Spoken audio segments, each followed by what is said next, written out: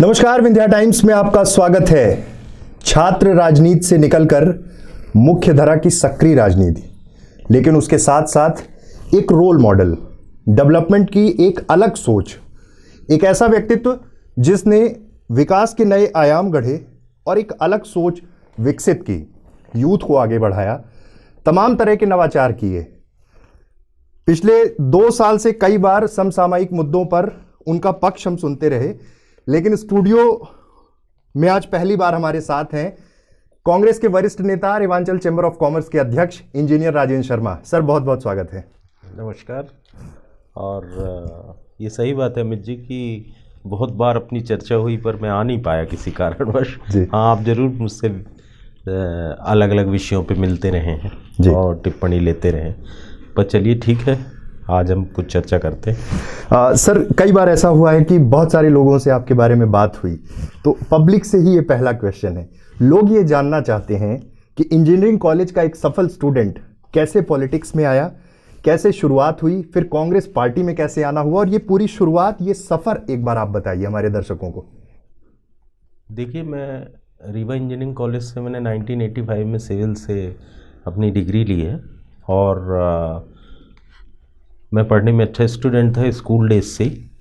और जैसा एक आम एवरेज फैमिली के लड़के की ख्वाहिश होती हैं कि पढ़ेंगे, अच्छा पढ़ेंगे और एक अच्छी सी नौकरी करेंगे और एक अच्छा जीवन जिएंगे, वैसा ही मेरा सपना भी था। उसी तरीके से जीना चाहता था, पर थोड़ा सा अलग ऐसे सोचा करता था कि मैं हमेशा ये सोचा करता था कि मैं ऑल इंडिया सर्विसेज में जाऊंगा। और मैंने ऑल इंडिया सिविल सर्विसेज और ऑल इंडिया फॉरेस्ट सर्विसेज चुनी, जबकि मैंने कभी ऑल इंडिया इंजीनियरिंग सर्विसेज नहीं दी। मैंने 2 सर्विसेज दी हैं। इसके अलावा मैं बहुत कम एंट्रेंस एग्ज़ाम दिया करता था। कम उम्र में इंजीनियरिंग हो गई थी, मैं तब 21 कंप्लीट नहीं था, और उस साल कुछ सिविल इंजीनियरिंग की पोस्ट मध्य प्रदेश गवर्नमेंट में निकली थी और मैं उसमें अपीयर नहीं हो पाया था। और उस समय सिविल इंजीनियरिंग या कमोबेश सारे इंजीनियरिंग सेक्टर में एक बहुत बड़ा बेरोज़गारी का माहौल था। प्राइवेट सेक्टर्स खुले हुए नहीं थे, पब्लिक सेक्टर्स में बहुत रेयर अपॉइंटमेंट्स होते थे, और सरकारी नौकरी लगभग इंजीनियर्स के लिए बंद समान हो गई थी। क्योंकि हमारे यहाँ जो मध्य प्रदेश में लास्ट 1982 वगैरह में पीएचसी हुई थी, उसके बाद एक बार पीएचसी भर में पोस्ट निकली और फिर पोस्ट नहीं निकली। ऐसे समय बड़ा बेरोज़गारी का दौर था, पर हम लोगों ने अपने को यूपीएससी के लिए तैयार करना मैंने शुरू किया, और इसी सिलसिले में मैंने अपने को दिल्ली शिफ्ट किया। उसी बीच मेरे फादर को कार्डिक प्रॉब्लम हुई और अनफॉर्चुनेटली मेरे फादर नहीं रहे, और घर में अकेला लड़का होने के कारण और रिस्पॉन्सिबिलिटीज़ होने के कारण फिर मुझे इतना समय नहीं मिला कि अपने को मैं यूपीएससी में फोकस कर सकूं, और मैं परिस्थिति जन्य या फोर्स्ड एंटरप्रेन्योर हूँ। और मैंने एक छोटी सी फर्म शिल्पी कंसल्टेंट्स के नाम से शुरू की, जिसमें मैं लोगों को इंजीनियरिंग कंसल्टेंसी प्रोवाइड किया करता था। उस समय कंसल्टेंट होना एक रीवा के लिए बड़ी नई बात थी। लोगों को इसकी इम्पोर्टेंस नहीं समझ में आती थी कि इंजीनियर उनके घर में भी कुछ कर सकता है। किसी तरीके से आगे बढ़ा। उस समय मुझे बिल्कुल अर्ली डेज़ में एक ब्रेक थ्रू मिल गया। महाराज साहब तब होटल राजविलास डिज़ाइन करा रहे थे, बना रहे थे, और उन्होंने बहुत सारे लोगों के बीच में से मुझको चयनित किया, और उन्होंने मुझे होटल की सारी, यूँ कहिए कि कंस्ट्रक्शन मैनेजमेंट से लेके उसकी प्लानिंग तक के पार्ट से जोड़ा, और इस तरीके से मेरी रीवा में शुरुआत हुई। और बाद में फिर लाइफ के बैरिकेड जहाँ जहाँ ले जाते गए वहाँ जाता रहा। रही बात राजनीति की, तो मैं इंजीनियरिंग कॉलेज में जब पढ़ा करता था तब छात्र राजनीति में था। अब समझ नहीं पाता हूँ कि वो एक इंटरेस्ट था कि आगे डेस्टिनी उस लाइन की थी, पर उस समय हम लोग प्योर स्टूडेंट्स की फेवर में पॉलिटिक्स किया करते थे। उस समय कोई बड़ा गोल नहीं था। ये बात है 1980 की। तब हिंदुस्तान के सीन में 2 पार्टियां हुआ करती थी, कांग्रेस पार्टी और एक कांग्रेस, इंदिरा कांग्रेस के खिलाफ सारे इकट्ठा दल थे जो जनता पार्टी हुआ करती थी। भारतीय जनता पार्टी उस समय विखंडन के बाद जनता पार्टी के पैदा हुई थी, और बहुत ज़्यादा भारतीय जनता पार्टी का कुछ रोल नहीं था। उस तरीके से मैं, चूँकि कांग्रेस एक मॉडरेट पार्टी थी, जाति धर्म की पॉलिटिक्स नहीं करती थी, डेवलपमेंट ओरिएंटेड थे, नेहरू जैसे विजनरी लीडर का विज़न था, सो मैंने हमेशा कांग्रेस पार्टी से ही अपनी लाइकिंग रखी और उसी से मैं अलाइन हुआ और उसी की विचारधारा पे मैंने हमेशा आगे बढ़ने की कोशिश की। सर, मध्य प्रदेश के पूर्व विधानसभा अध्यक्ष स्वर्गीय श्रीयुत श्रीनिवास तिवारी, उनके बेटे सांसद स्वर्गीय सुंदरलाल तिवारी, इनके आप बहुत करीब रहे। हमेशा आप उनका जिक्र करते हैं और कहते हैं कि राजनीति में आपने इन दोनों लोगों से बहुत कुछ सीखा। पॉलिटिकल जर्नी भी उस तरह से शुरू हुई, मेन स्ट्रीम की पॉलिटिक्स। इस एक्सपीरियंस के बारे में बताइए। देखिए, मैं बताऊं, श्रीनिवास तिवारी जी से जब मैं मिला तो मैं उनके क्षेत्र का पारिवारिक मतदाता भी हूं, जब उनका मनगामा क्षेत्र हुआ करता था। पर तिवारी जी ने मुझे कभी उस हैसियत से, मेरे परिवार की हैसियत से नहीं जाना। उन्होंने मुझे हमेशा इंजीनियर और बिल्डर की हैसियत से जाना। मैं जब उनसे जुड़ा तिवारी जी से तो उन्होंने हमेशा मुझे इनकरेज किया और मेरे व्यावसायिक जीवन में भी तिवारी जी का एक महत्वपूर्ण योगदान है। तिवारी जी ने ही मुझे एक बहुत बड़ी विकास परियोजना का ब्रेक थ्रू दिया और मेरा विज़न था पर शेप देने का काम उन्होंने किया। और हमारे जो पूर्व मुख्यमंत्री थे श्री दिग्विजय सिंह जी, जो वर्तमान राज्यसभा सदस्य हैं, वो उस समय मुख्यमंत्री हुआ करते थे और बहुत बार तिवारी जी ने उनसे मेरा अपॉइंटमेंट कराया, मुलाकात कराई और मैं उनको वो कोठी कंपाउंड विकास परियोजना प्रोजेक्ट समझाया करता था। मुझे लगता है ये 5-6 साल ये प्रक्रिया चली और दिग्विजय सिंह जी ने तो उस समय मेरा नाम ही कोठी कंपाउंड रख दिया था, क्योंकि जब मैं मिलता था तो उनसे कोठी कंपाउंड की बात किया करता था।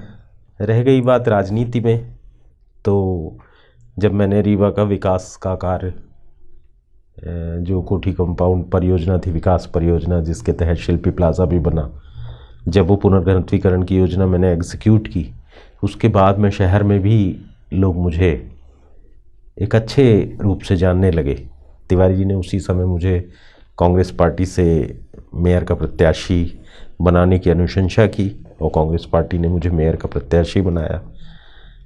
तिवारी जी ने मुझे पॉलिटिक्स में यूँ कहिए कि ब्रेक दिया और हमेशा मेरी मदद की और वो मदद से भी ज़्यादा वो मेरा सम्मान किया करते थे और मुझे हमेशा अपने उन लोगों में शामिल करके रखते थे जो जिनसे वो महत्वपूर्ण विषयों पे चर्चा करते थे।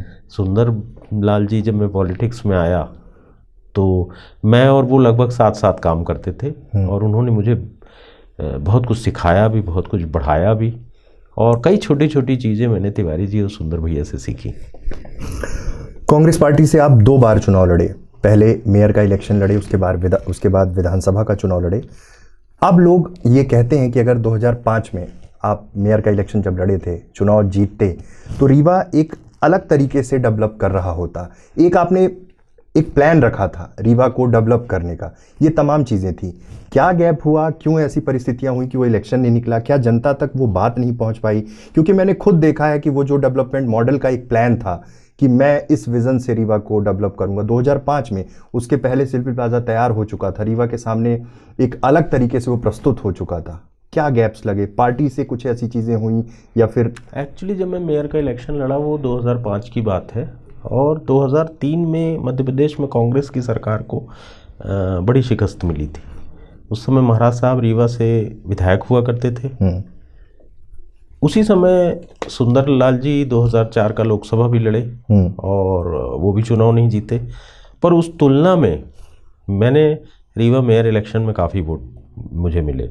उस समय कांग्रेस के जो शहर अध्यक्ष थे उन्होंने कांग्रेस पार्टी से इस्तीफ़ा दिया और बहुजन समाज पार्टी से चुनाव लड़े और जनता के दिमाग में भी उस समय कांग्रेस उतर चुकी थी और मुझे उस चुनाव में सफलता नहीं मिली। ये बात सही है कि तब अगर मैं मेयर बनता तो शायद मेरे काम करने का तरीका और नज़रिया डिफरेंट होता। अब ये बात अलग है कि नगर निगम की जो सीमाएं हैं और भारतीय जनता पार्टी की प्रदेश में सरकार होती तो मैं क्या काम कर पाता, क्या नहीं कर पाता, शहर की शक्ल कैसी होती, ये बात करना तो अंदाज लगाने वाली बात है। पर फिर भी मैं ये कहूँगा कि मैंने एक रीवा के विकास की योजना प्रस्तुत की थी और मैंने कभी उसकी चर्चा नहीं की चुनाव के बाद, क्योंकि जब मैं चुनाव हारा तो मुझे लगा कि शायद जनता को मेरी विकास योजना पसंद नहीं आई। और पर आज मेरी विकास योजना के बहुत सारे ऐसे बिंदु हैं जिस पे काम हो रहा है। जैसे रिवर फ्रंट का काम हो रहा है। रिवर फ्रंट मूलतः मेरी अवधारणा थी, रिवर फ्रंट ब्यूटिफिकेशन, पर जिस तरीके से हो रहा है उस तरीके से नहीं थी। रीवा में फ्लाईओवर का निर्माण सिरमौर चौराहे पे, ये भी मैंने प्रस्ताव किया था अपने उस योजना में, पर इस तरीके से नहीं जिस तरीके से हो रहा। रीवा में कई ऐसी सड़कें मैंने प्रस्तावित की थी जो रीवा के लिए नई सड़कें होंगी और ट्रैफिक डाइवर्शन का काम करेंगी। उस लाइन में काम काफ़ी हुआ। मुझे तो कई बार ऐसा लगता है कि जैसे मेरा ब्लूप्रिंट रख के ही कोई सामने उस पर काम कर रहा है, पर गलत तरीके से कर रहा है। सर, राजनीति में तमाम उतार चढ़ाव शुरू से आप देखते आ रहे हैं, कांग्रेस पार्टी के टिकट की बात हो या लगातार जो काम करते आ रहे हैं। यूथ को आपने बहुत प्रमोट किया हमेशा। जब भी आपका चाहे भाषण हो चाहे कोई भी पॉलिटिकल इवेंट हो, आप हमेशा एक यूथ को आगे बढ़ाने का काम करते हैं। आपने बहुत सारे लोगों को बढ़ाया भी है। लोग आज मुख्य राजनीति में हैं, वैचारिक स्तर पर तमाम चीज़ों के बारे में सोचते हैं।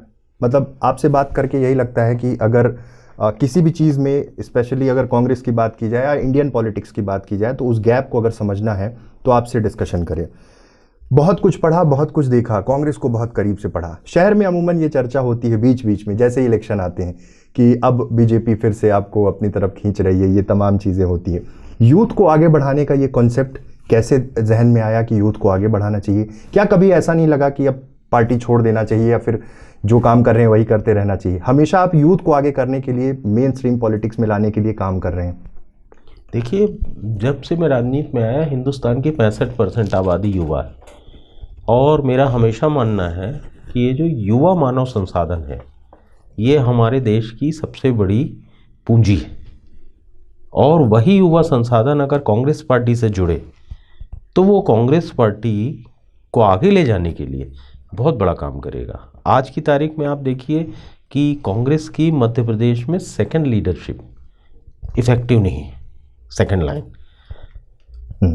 भारतीय जनता पार्टी की उस तुलना में सेकंड लाइन बहुत मजबूत है। तो सेकंड लाइन जो है, युवाओं की आना एक सीढ़ी दर सीढ़ी बहुत ज़रूरत है। इस लाइन में मैंने काम किया, पर मैंने इसमें एक चीज़ देखी कि कांग्रेस का जो वातावरण है, जो कांग्रेस पार्टी का वातावरण है, जो कांग्रेस का आज की तारीख में कल्चरल सेटअप हो गया, उसमें युवा की ग्रूमिंग वहाँ पूरी ठीक से नहीं हो पाती। उसके अंदर एक गैर अनुपातिक महत्वाकांक्षा जन्म ले लेती है। मैंने बहुत सारे युवा लोगों को बहुत राजनीति में प्रवेश दिया और उस समय युवक कांग्रेस के चुनाव कराने शुरू कराए राहुल गांधी जी ने, और उस समय हम लोगों ने चुनावों में नए नए लड़कों को जोड़ा। पर मैंने उन लोगों को देखा कि जो वो चुनाव से लड़के निकलते हैं, जब वो ट्रेनिंग कैंप्स में जाते हैं, तो वो कांग्रेस तो कम समझ पाते हैं, बल्कि उनके अंदर एक महत्वाकांक्षा घर ले लेती है कि मेरे को तुरंत टिकट मिलना चाहिए विधानसभा का, लोकसभा का, और मुझे आगे जाना चाहिए। और मुझे लगता है कि बिना तपे आप अपने आप को अगर सोना समझ रहे हो तो ये कमज़ोरी है। और यूथ को प्रॉपर अनुशासित तरीके से ग्रूम करने का जो एक एटमॉस्फेयर होना चाहिए, वो कांग्रेस पार्टी आज की तारीख में लैक कर रही है। इसलिए जो युवाओं को हम लोग जोड़ भी रहे हैं, वो ऊपर जाके छिन्न भिन्न हो जाती हैं वो ताकतें, वो उससे नतीजे नहीं आ रहे। जिस उद्देश्य से राहुल गांधी जी ने ये प्रयास किया था, वो बाहर सफल होते नहीं दिखता। उसका एकमात्र कारण यही है। सर, नेशनल प्रोस्पेक्ट में अगर जाएं, कांग्रेस की जो वर्तमान स्थिति है, बार बार ये होता है कि कांग्रेस उस दौर में नहीं टूटी, उस दौर में पार्टी नहीं खत्म हुई तो अब क्या होगा, लेकिन स्थितियां सामने हैं। क्या कारण है? 2014 का इलेक्शन देखिए, उसके बाद 19 का इलेक्शन देखिए, लगातार नेशनल लीडरशिप पे सवाल भी अब खड़े हो रहे हैं, लगातार सीटें कम हो रही हैं, बिखराव देखने को मिलता है। ऐसा लगता है कि अपनी विचारधारा पर ही कॉन्शियस नहीं हो पा रहे। क्या रीजन मानते हैं आप इस चीज को लेके? देखिए, राष्ट्रीय वातावरण में बहुत परिवर्तन हुआ है।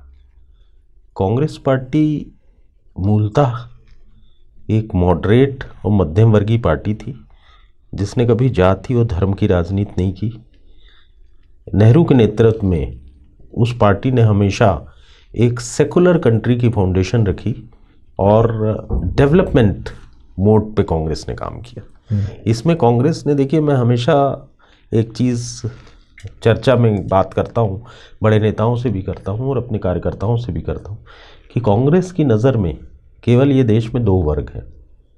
एक वो वर्ग है जिसको अपन कह सकते हैं प्रिविलेज्ड सोसाइटी, और दूसरा वो वर्ग है जिसे हम कह सकते हैं अनप्रिविलेज्ड या वंचित तबका। मैं आपको एक उदाहरण दे रहा हूँ। कुछ लोग ऐसे होते हैं जिनको इस बात की कोई ज़रूरत नहीं कि कौन सी राजनीतिक पार्टी सत्ता में है, उनके काम हो जाते हैं उनके रसूख के दम पे, उनके धन के दम पे, उनकी पोजीशन के दम पे। पर इसके बावजूद एक बहुत बड़ा वर्ग होता है जो वंचित तबका होता है, जिसको हर जगह राजनेताओं की ज़रूरत पड़ती है अपने छोटे छोटे कामों के लिए। कांग्रेस पार्टी वो हमेशा वंचित तबके की राजनीति करती थी। धीरे धीरे समय बदला, कांग्रेस ने भी अपना जो वैचारिक आधार है उससे कांग्रेस के क्रियाकलाप भटके।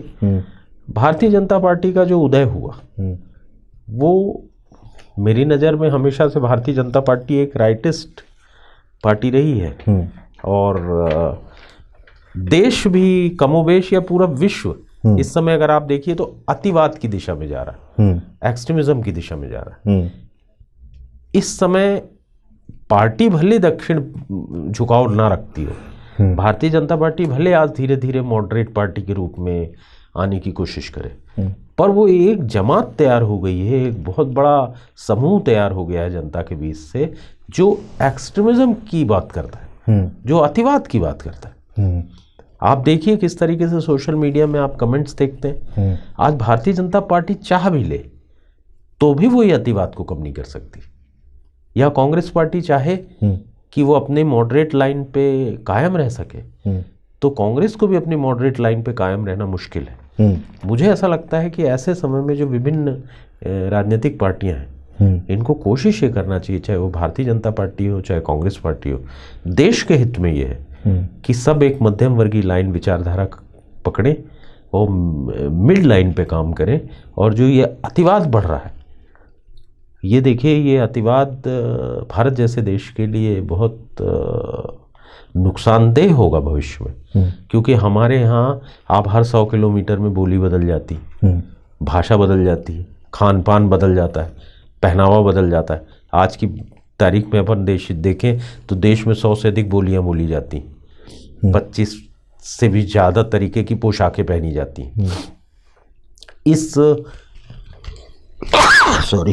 इस विविधता वाले देश में आप, विविधता ही भारत का सौंदर्य और विविधता ही हमारी ताकत है, और उस विविधता के ही खिलाफ बात हो रही, उस विविधता को एक रूपता में ढालने की बात की जा रही। तो मुझे ऐसा लग रहा है कि इस अतिवाद को रोकना चाहिए, नहीं तो जो हमारा सौंदर्य है जिससे आकर्षित होकर विश्व में तमाम इन्वेडर्स इंडिया आया करते थे, आप हिस्ट्री पढ़िए, दूर दूर से लोग आते थे, भारत पे काबिज होना चाहते थे। तो जो हमारा खूबसूरती है उस खूबसूरती को खत्म नहीं होना चाहिए, और उस खूबसूरती को बचाने का प्रयास चाहे भारतीय जनता पार्टी हो और चाहे कांग्रेस पार्टी हो, सबको मिलके करना चाहिए। अब हम विंध्य और रीवा के सवाल पर लौटते हैं।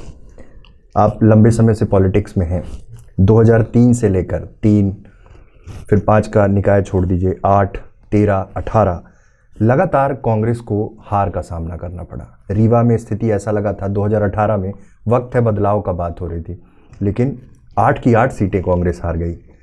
गुटबाजी वजह क्या रही? क्योंकि हर बार यही होता है कि विंध्य बहुत अच्छा परफॉर्म करेगा, यहाँ अर्जुन सिंह और श्रीनिवास तिवारी जैसे नेता आपके बीच में रहे, तमाम चीज़ें रही, लेकिन 2018 के इलेक्शन में तो और पावरफुल हुई बीजेपी, जबकि लग रहा था कि इस बार चेंजेस होंगे। देखिए, परिवर्तन की लहर थी पूरी प्रदेश में, वो लहर भारतीय जनता पार्टी की सरकार जो शिवराज सिंह चौहान जी के नेतृत्व में थी उसको बदलने के लिए वो लहर थी। वो लहर कांग्रेस से किसी को लाने के लिए नहीं थी। पहला तो ये मूल अंतर है। दूसरी, इसीलिए आप देखिए कि इतने विरोध के बावजूद भी भारतीय जनता पार्टी को प्रदेश में 107 सीटें मिल गई। बल्कि 109 मिल गई थी, 109 सीट मिली हुई थी। इतने विरोध के बाद, इतने परिवर्तन के बाद भी 109 सीट मिली भारतीय जनता पार्टी को। और पूरे मध्य प्रदेश में 50,000 वोट भारतीय जनता पार्टी के कांग्रेस से ज़्यादा हुआ करते हैं। तो इसलिए ये कहना कि बहुत बड़ी लहर थी, ये बिल्कुल सही बात नहीं है। हकीकत ये था कि लोगों को सत्ता बदलने की इच्छा थी, पर उनके दिमाग में ये फर्म नहीं था कि ये सत्ता कांग्रेस को देनी है कि नहीं देनी। इसलिए मुझे लगता है कि ये जो बीच का मैंडेट आया वो आया। रह गई बात विंध्य की, तो विंध्य में मुझे ऐसा लगता है कि विंध्य को प्रयोगों ने पीछे कर दिया। देखिए, आज हम बिजनेस करते हैं, आज जब हमारे बिजनेस पे भी डाउनफॉल आता है, गिरावट आती, तो उस समय हम क्या करते हैं कि अपने एसेट्स तलाशते हैं कि हमारी कौन सी ऐसी संपत्ति है, कौन सी मशीनरी है, जिसको हम एक्सप्लॉइट कर सकते हैं बेटर यूज के लिए। ठीक है। उस समय हम बारो नहीं करने जाते, बाहर से लोगों को लेने नहीं जाते। कांग्रेस में इतने मजबूत लोग हैं, इसके बावजूद कांग्रेस पार्टी ने प्रयोग किया, बाहर के लोगों को टिकट दी, दूसरी विभिन्न पार्टियों से अचानक लोगों को लाया और टिकट दी और उन पे अपने आशा का केंद्र बना लिए। सवाल ये हुआ कि कार्यकर्ताओं की ओर से इतना बड़ा रिजेक्शन हुआ इस प्रयास का कि उससे हमारे जो जनाधार वाले नेता थे वो भी उस रिजेक्शन से नहीं बच पाए। श्री सुंदरलाल तिवारी जी को चुनाव हारना पड़ा, श्री अजय सिंह राहुल जी को चुनाव हारना पड़ा, राजेंद्र सिंह जी को चुनाव हारना पड़ा। ये कोई मामूली बात नहीं थी। बिल्कुल। जो बहुजन समाज पार्टी थी उसका वोट बैंक हमेशा से विंध्य में रहा है, और बहुजन समाज पार्टी का वोट बैंक टूटा, भारतीय जनता पार्टी के साथ शिफ्ट हुआ। ये बीजेपी के वोट बढ़ने का बहुत बड़ा कारण था। कांग्रेस ने अपने वोट जरूर बढ़ाए, बात सही है, कांग्रेस ने वोट बढ़ाए, पर बहुजन समाज पार्टी का जो वो वोट था वो भाजपा से जुड़ गया और वहां के नेता सब कांग्रेस में आ गए। ये एक सबसे बड़ा कारण आप तो इसका बहुत बड़ा कारण है कि जो बहुजन समाज पार्टी का वोट बैंक था वो बीजेपी से जुड़ा अंदर ही अंदर, और जिसकी हमारे कांग्रेस पार्टी के संगठन ने ये बदलाव को महसूस नहीं कर पाए। रीवा शहर के मुद्दों पे आते हैं। 2003 रीडेंसिफिकेशन एक काम हुआ जब आपने शिल्पी प्लाजा बनाया, उसके बाद से लगातार राजेंद्र शुक्ला यहाँ से विधायक हैं, वो अलग अलग एक स्कीम्स लेकर आ रहे हैं, चाहे वाटर सप्लाई की बात हो, ड्रेनेज सिस्टम की बात हो, सब कुछ लेके आ रहे हैं। नए फॉर्मेट में काम करने की बात हो, रीडेंसिफिकेशन की बात हो, लेकिन धरातल पे बहुत सी कमियां दिखती हैं। क्या कारण आप मानते हैं, क्यों वो चीज़ें, जबकि कहीं ना कहीं ये बात बिल्कुल सही है कि जब भी बीजेपी के नेताओं से भी बात हो तो सबसे पहले वो शिल्पी प्लाजा का डिस्कशन जरूर करते हैं कि आप देखिए उस समय बना था रीडेंसिफिकेशन में, लेकिन अब जो काम हो रहे वो धरातल पे किस तरह हैं? बहुत असुविधा हो रही, जन असुविधा हो रही है, दिक्कतें हो रही, वो प्रोजेक्ट्स उतने सक्सेसफुल क्यों नहीं दिख पा रहे हैं? देखिए, जो पुनर्घनत्वीकरण योजना जिसको आप रीडेंसिफिकेशन कह रहे हैं, वो जो प्रीवियसली थी, जो उसके तहत शिल्पी प्लाजा परिसर का विकास हुआ, वो योजना और आज की योजना इंटायरली डिफरेंट।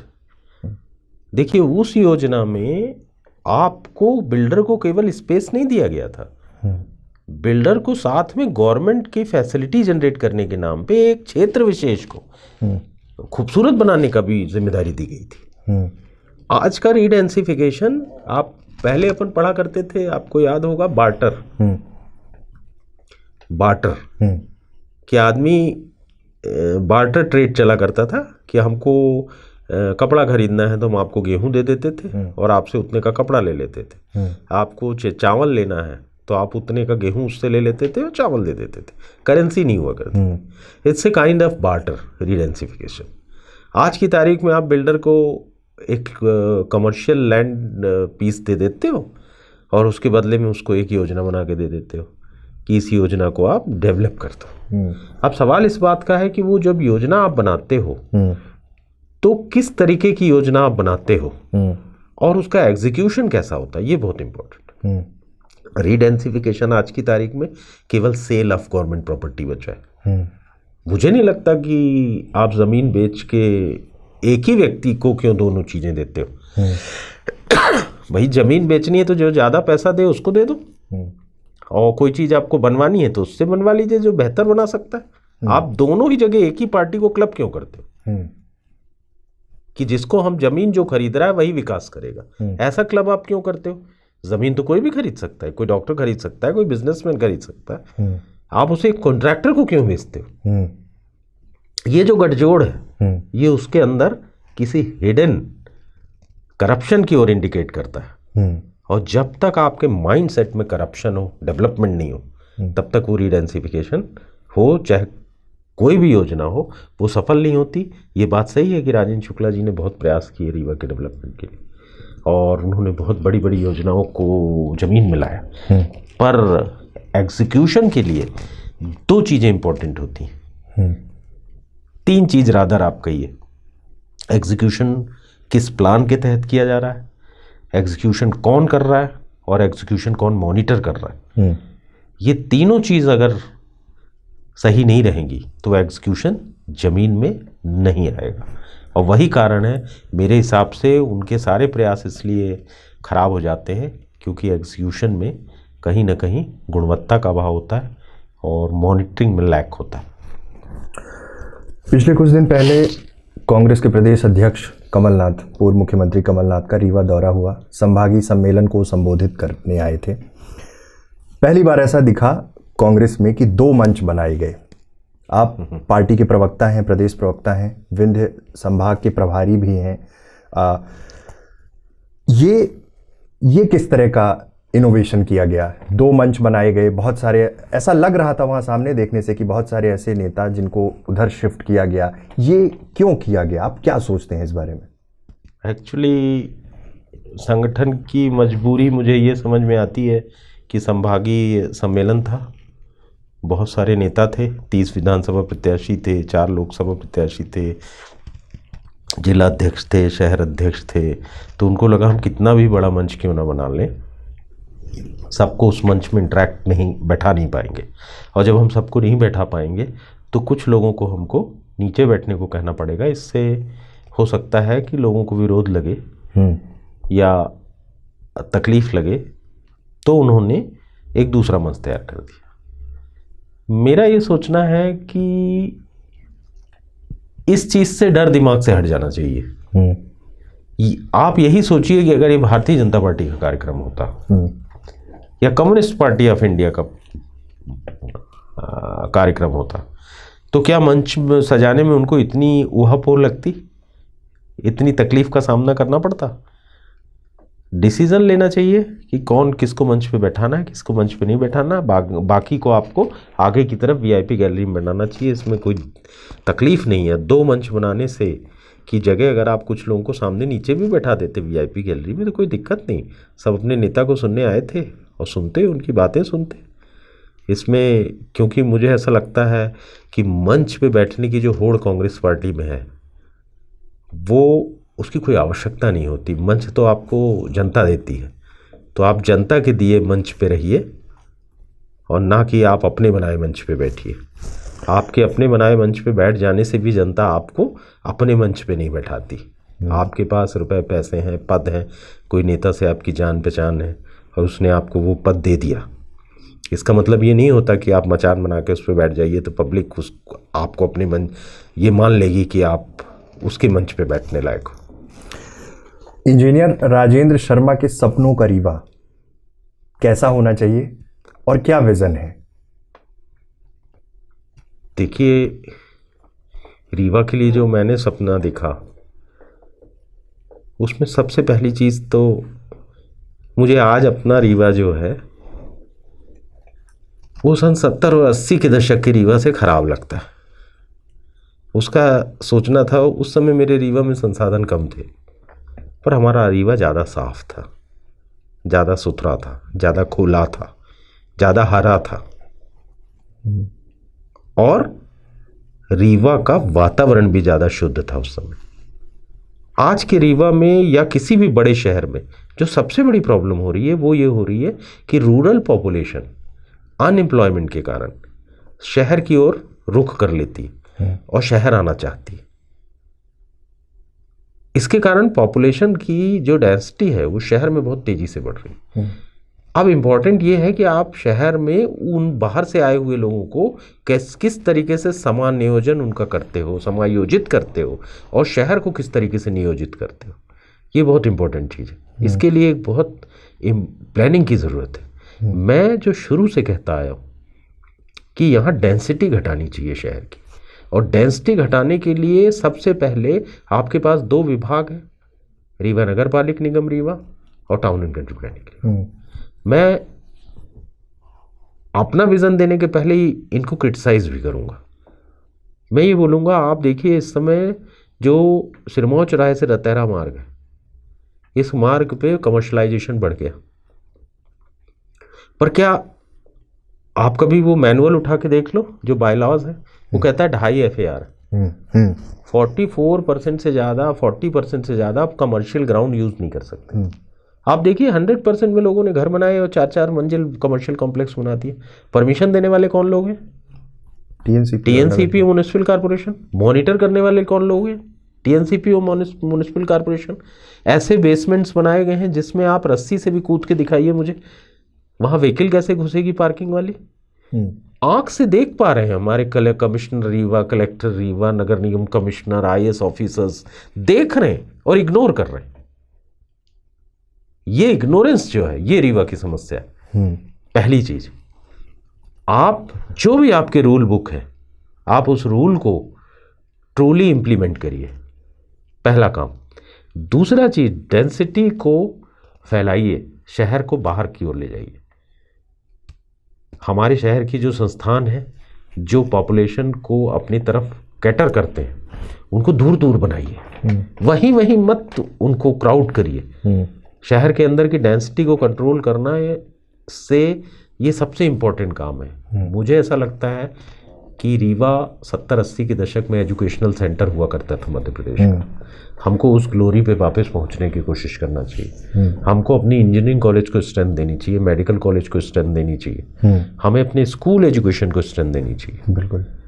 प्राइवेट फोर्सेस पे डिपेंड ना होके गवर्नमेंट इंफ्रास्ट्रक्चर एजुकेशन और हेल्थ के सेक्टर में क्रिएट करना चाहिए। आम आदमी प्राइवेट इंस्टीट्यूशन से कभी भी शिक्षा और स्वास्थ्य नहीं ले पाएगा, क्योंकि वो उसको उतना पे नहीं कर पाएगा। इसलिए गवर्नमेंट इंस्टीट्यूशंस मजबूत होने चाहिए। देखिए, रीवा का विकास दिल्ली या मुंबई से कोई पढ़ के आके वो नहीं कर सकता।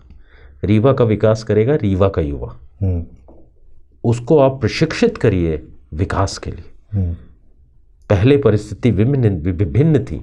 रीवा मेडिकल कॉलेज में जो प्रोफेसर्स थे वो रीवा के थे।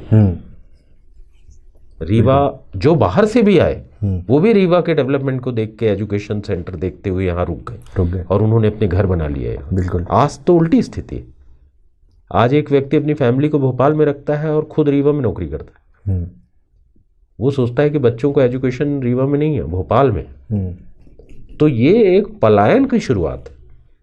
यहाँ से हर बार बच्चे के पढ़ने के नाम पे या नौकरी ढूंढने के नाम पे एक परिवार पलायन करता है। और जब आपके जो लीडर्स होने हैं, जिनको इंजन होना है आपके डेवलपमेंट का, जब वही शहर से चले जाएंगे तो शहर को विकसित कौन करेगा? बिल्कुल।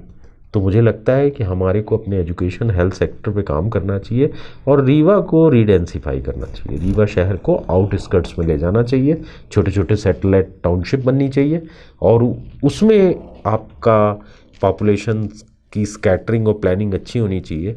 और जो पुराने रीवा में सीवर लाइन डालना और ये सब करना है, ये सब काम नहीं करना चाहिए। सर, आखिरी सवाल। कई बार बहुत सारे जो अच्छी आइडियोलॉजी के लोग हैं, जो सुनते हैं, समझते हैं, उनसे जब चर्चा हो और अभी की परिस्थितियों पे बात हो तो उनका कहना है कि राजेंद्र शर्मा जी अब शहर को एक बार अच्छे से संभाल सकते हैं, व्यवस्थित कर सकते हैं। बहुत सारे लोगों से बात हुई, एजुकेशन सेगमेंट के लोगों से बात हुई। पिछले दिनों आपका एक वीडियो बहुत ज़्यादा प्रचलन में आया जब आपने उस ग्रॉस रूट की बात की, रीवा की बात की। क्या निगम इलेक्शन लड़ना चाहते हैं नगर निगम का, या फिर टारगेट विधानसभा है? क्या सोचते हैं? क्योंकि कहीं ना कहीं उन लोगों को ये लगता है, आपके वर्कर्स को भी ये लगता होगा कि अगर आप निर्वाचन प्रक्रिया से आते हैं तो शायद परिस्थितियां बदल जाएंगी, जो आप सोच रहे हैं, जिन चीज़ों की बात कर रहे हैं वो इम्प्लीमेंट कर पाएंगे। देखिए, मैं नगर निगम में के जो इलेक्शंस है उसमें मैं कांग्रेस पार्टी से ये उम्मीद करता हूँ कि जो हमारी द्वितीय पंक्ति है उसमें से किसी को महापौर का प्रत्याशी बनाए। हम लोग उसको सहयोग देंगे और हम लोगों का वहाँ प्रयोग करें जहाँ हम लोगों की ज़रूरत है। पर अगर पार्टी विधानसभा की तर्ज में कोई एक्सपेरिमेंट करती दिखेगी तो फिर मुझे ऐसा लगता है कि कांग्रेस पार्टी को शहर में अभूतपूर्व नुकसान होगा, जो ना कभी पहले सोचा गया था और ना किसी ने अभी सोचा है। हमें अपनी द्वितीय पंक्ति के लोग जो रीवा नगर निगम की राजनीति करते हैं उनमें से किसी योग्य व्यक्ति को कांग्रेस पार्टी का टिकट देना चाहिए। मैंने अपने पार्टी के लीडर से ये भी बोला, पर्यवेक्षकों से भी यही बोला कि कोशिश ये होनी चाहिए कि हमारे युवा साथी जो हमारे पीछे आज तक चलते आए हैं उनको मौका दिया जाना चाहिए। देखिए, कांग्रेस पार्टी को जो सबसे बड़ा संदेश अपनी लड़ाई में देना चाहिए आज की तारीख में वो ये देना चाहिए, मैं कई बार देखिए खुल के अपने विपक्षियों की भी तारीफ करता हूँ और इसी सिलसिले में बोल रहा हूँ कि क्या कोई कांग्रेस पार्टी का वीरेंद्र गुप्ता कभी कोई सोच सकता है कि मुझे महापौर का टिकट मिलेगा? कांग्रेस पार्टी का कोई शिवेंद्र पटेल ये सोच सकता है कि मुझे महापौर का पार्टी प्रत्याशी बनाएगी? हमारे यहाँ क्यों हम बड़े नाम ढूंढते हैं? हाँ, बाहर से क्यों लाने के चक्कर में रहते हैं लोगों को? हमारे पास हमारे ताकतवर लोग हैं, हमें उनको आगे बढ़ाना चाहिए। यही संगठन बनाने का तरीका होना चाहिए। आज भारतीय जनता पार्टी का एक युवा कार्यकर्ता भारतीय जनता पार्टी से इसलिए कमिटेड रहा आता है क्योंकि उसे मालूम होता है आज नहीं तो कल मुझे अवसर देगी पार्टी। मुझे नहीं देगी, मेरे किसी साथी को देगी योग्यता के आधार पे। हमारे कांग्रेस पार्टी में आज की तारीख में इतनी असुरक्षा है कि हमें मालूम है कि हम कितनी भी कोशिश कर लें, कोई बाहर से कोई आदमी ला के रख दिया जाएगा हमारे सिर पर। इसलिए जो अंदर लोगों के उत्साह होता है वो समाप्त हो जाता है काम करने का। और मुझे लगता है कि वो उत्साह कायम करने का, विश्वास को रिस्टोर करने का ये गोल्डन मौका है पार्टी के पास और उसे अपने ही लोगों पे, अपने ही कार्यकर्ताओं पे और द्वितीय पंक्ति पे विश्वास करना चाहिए, उन्हें टिकट देना चाहिए। क्योंकि आपने बाहर से भी लाके करके तो देख लिया, कोई जीता तो नहीं। बिल्कुल। आप ये सब एक्सपेरिमेंट तो हमेशा करते रहे तो आपको कोई सफलता नहीं मिली। तो मुझे लगता है इन फार्मूलेस पे विश्वास मत करिए, अपने लोगों पे विश्वास किया जाना चाहिए। एक इंसान अपनी सोच से, अपनी विचारधारा से समाज को एक संदेश देता है, युवाओं को आगे करने की बात करता है। इंजीनियर राजेंद्र शर्मा ऐसी ही शख्सियत हैं।